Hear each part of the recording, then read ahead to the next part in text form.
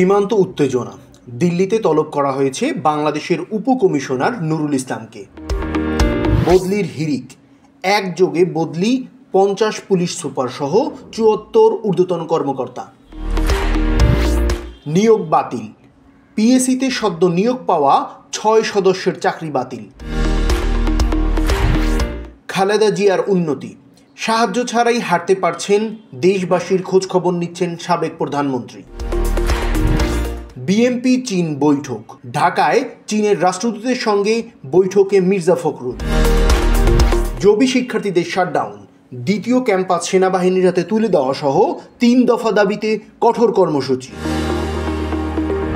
July August হত্যাকাণ্ড, শেখ হাসিনা সহ জড়িতদের গুরুত্বপূর্ণ কল রেকর্ড প্রসিকিউশনের হাতে।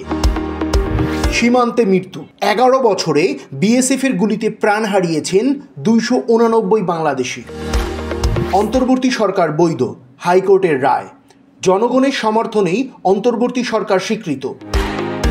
ইরান বিরোধী অভিযোগ, সুইডেনে হামলার অভিযোগ করলেন প্রধানমন্ত্রী উলফ ক্রিস্টারসন। দাবানলে লস অ্যাঞ্জেলেস বিপর্যস্ত, মৃতের সংখ্যা বেড়ে দাঁড়িয়েছে 24। আইপিএলের সময়সূচি পরিবর্তন, শুরু 21 মার্চ, ফাইনাল অনুষ্ঠিত হবে 25 মে।